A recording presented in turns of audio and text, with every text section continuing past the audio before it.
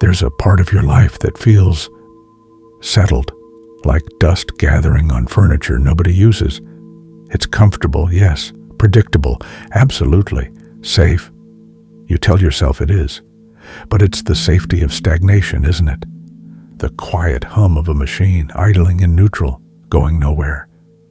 You feel that stillness, that lack of vibration, and mistake it for peace, while deep down, a yearning for something more gets buried under the suffocating blanket of sensible choices. Detonate a myth you cling to, the idea that safety is the ultimate prize. It's not.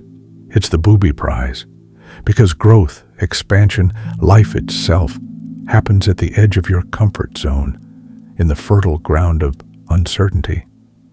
Clinging to safety isn't prudence. It's a slow, self-imposed starvation of your future. Shattering this illusion requires force. It demands you confront the seductive lie that avoiding all risk somehow guarantees a good outcome. It doesn't. It guarantees only limitation. You've become an expert architect of justifications, haven't you? Building elaborate arguments for why caution is king. I'm just being strategic. It's not the right time. I need more data. Stability is paramount.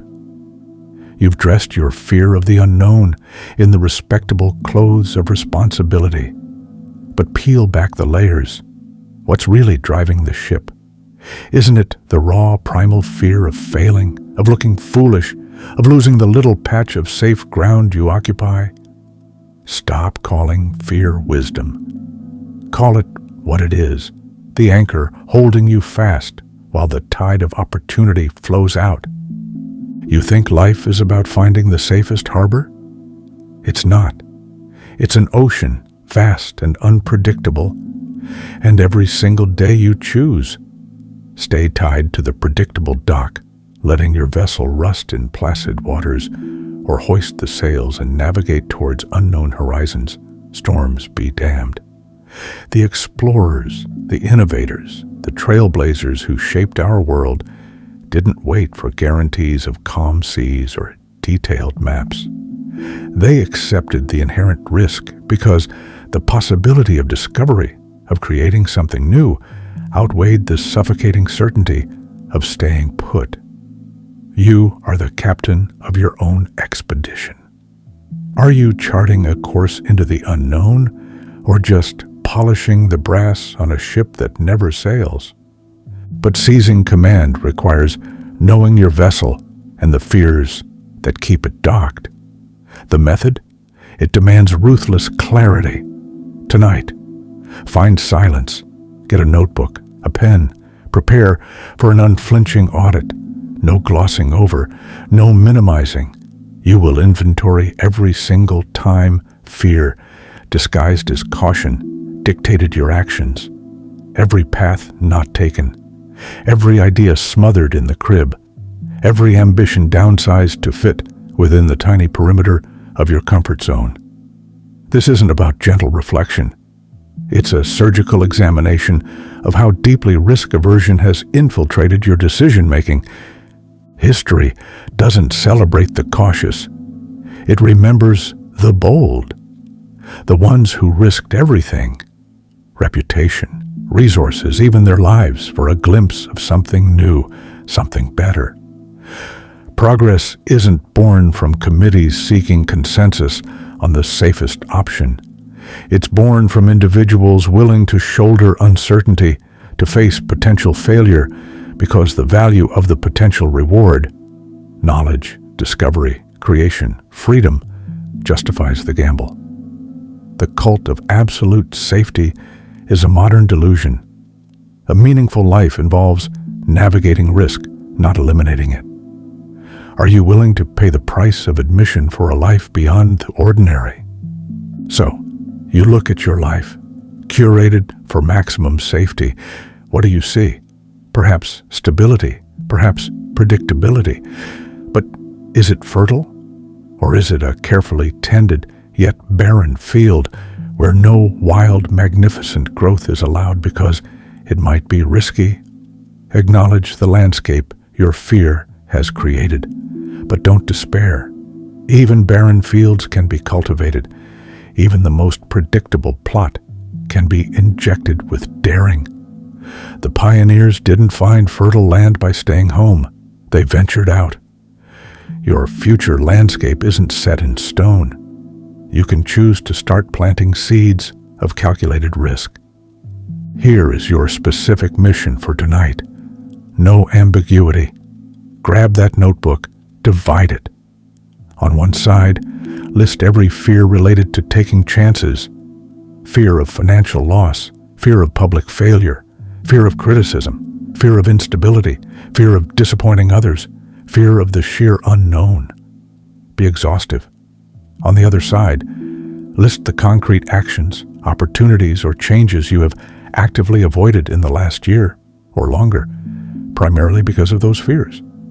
The job you didn't apply for, the move you didn't make, the project you didn't launch, the difficult truth you didn't speak. Stare it down. No flinching. Now what? Drown in the analysis. Number action is the only antidote to the paralysis of fear. Looking at that list, identify one, just one, calculated risk you can commit to initiating tomorrow. Not a reckless gamble, but a deliberate step outside your current safety boundary. Maybe it's sending that email, making that call, researching that scary option seriously, signing up for that class that intimidates you. The size matters less than the intent. To consciously choose expansion over safety despite the discomfort. Feel the fear? Good. Now plan the step. This is the core truth that safety culture tries to obscure. Your future pivots not on achieving perfect security, but on the moment you decide that growth, potential, and experience are worth risking comfort for. It's an internal revolution. The decision to stop optimizing for the absence of failure and start optimizing for the presence of meaningful pursuit. That decision, made tonight and reaffirmed tomorrow, is where the trajectory fundamentally changes. That feeling, that vague dissatisfaction when things are fine but not great, that flicker of envy when you see others taking bold leaps, that sense that you're capable of more. Don't dismiss it as discontent. It's proof. It's the signal from your unrealized potential suffocating under layers of cautious living. The problem isn't that the world is inherently unsafe. The problem is you've adopted a narrative of limitation dictated by fear. Your restlessness is a compass pointing away from the stagnant safety you've created. You think playing it safe protects you? From what? Disappointment? Maybe. Failure? Possibly some. But what it absolutely guarantees is arriving at the end with a heart full of what-ifs. The most devastating risk isn't failing. It's never truly trying. It's looking back and seeing a landscape dominated by roads not taken, songs unsung, potential left dormant. That's the real tragedy. A life defined by omission. The safe harbor becomes a prison cell locked from the inside by your own fear. Right now, you stand at a divergence. Down one path lies the continuation of the familiar, safe, predictable, shrinking. Down the other lies the unknown, challenging, uncertain, potentially difficult, but holding the possibility of immense growth, discovery, and fulfillment. The timid self whispers justifications for staying put. The latent, bolder self urges you to take the leap. Which voice gets your allegiance? Starting with tonight's audit. Let's dismantle the sophisticated armor of your excuses. I need to be practical. Security comes first. What if I lose what I have? These sound like logic, but they often mask a deeper terror, the terror of navigating uncertainty without a guaranteed outcome. You're not afraid of being impractical. You're afraid of the feeling of vulnerability that comes with taking a chance. You crave certainty in a world that offers none.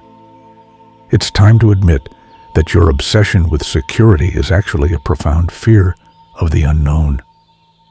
Here's how you fight back. You need a fear greater than the fear of taking a risk. That fear is regret. Deeply, viscerally imagine yourself years from now, looking back, knowing you let fear dictate your biggest choices. Feel the sour taste of that specific regret. Let it churn in your stomach. Now, compare that feeling to the sharp, immediate fear of taking that one calculated risk tomorrow. Which fear is truly worse? Which has longer-lasting consequences? Use the projected agony of future regret to fuel the courage needed to face the immediate fear of action. Why tonight? Why the silence? Because the noise of the day is filled with cautionary tales, with societal pressure to conform, to play it safe. The night strips that away. In the stillness, there are no external validators for your caution. There's just you, the unvarnished truth of your choices, and the quiet echo of your potential. The silence forces an intimacy with your own fears and aspirations that the busyness of the day allows you to avoid. It's the perfect crucible to confront the ways you've let fear shrink your world. Stop waiting for conditions to be perfect. Stop waiting for someone to give you permission or a guarantee. Bold action is always self-authorized. The pioneers didn't wait for royal decrees confirming safe passage for every league. They navigated by courage and conviction. Decide tonight that you are giving yourself permission to take calculated risks in pursuit of a bigger future. Start the audit. Plan the first step. The initiative is yours to seize. This isn't just about adding one risky action. It's about systematically dismantling the mindset and habits of excessive caution. Identify your safety-seeking defaults. Saying no too quickly. Overanalyzing into paralysis, requiring absolute certainty before acting, seeking constant external validation. These are the weeds choking your potential. Tonight, identify them. Tomorrow, start rooting them out. You need to prune the fear-based habits to make space for courageous growth. Understand this. The most significant risk you take tonight isn't external. It's the internal commitment to stop letting fear be your primary decision-making advisor. It's the decision to value growth, experience, and potential over guaranteed comfort. That internal shift, that conscious choice to embrace uncertainty, that is the real ignition point. The external actions tomorrow are the proof of that internal fire being lit. A life of consequence isn't built by avoiding failure, but by having the courage to risk it for something worthwhile. So, what will your story be? A faint echo in a quiet room? A life lived so carefully it left almost no trace? Or will it be embers glowing from a fire built in the wilderness, warming those who come after? A testament to risks taken, challenges met, a life fully engaged. The choice crystallizes tonight. Let me be blunt about the end game of playing it too safe. It's not peace. It's oblivion. Not the oblivion of death, but the oblivion of a life that never truly happened. The horror isn't a dramatic failure. It's looking back and realizing you were a ghost in your own existence, too afraid to make ripples, too cautious to leave footprints. It's the chilling discovery that your greatest fear, failure, was achieved not through trying and falling short, but through the paralyzing success of never truly trying at all. Make the decision now, not when you have more saved up, not when things settle down.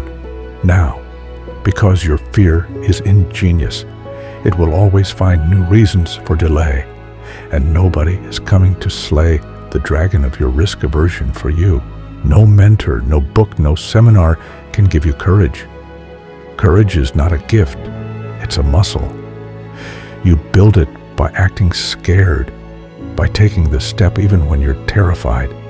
You are solely responsible for cultivating your own bravery. Own that power. One last time, close your eyes. Picture that older version of yourself, saturated in the gray hues of regret, haunted by the ghosts of chances not taken. Feel that hollow ache. Let it galvanize you.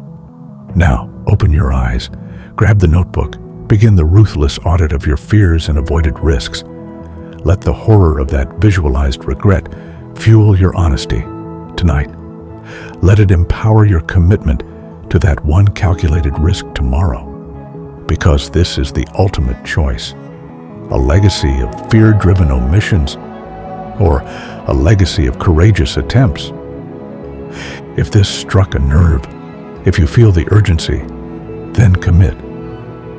Go to the comments and declare, "I am taking the risk." Make it real. And if you need the ongoing challenge, the unfiltered truth required to navigate beyond the safe harbor, subscribe. This space isn't for those seeking comfort. It's for those ready to confront what holds them back. You've heard the call. Now go. Right. Plan that first step off the map. The ocean awaits. Stop letting fear keep you docked.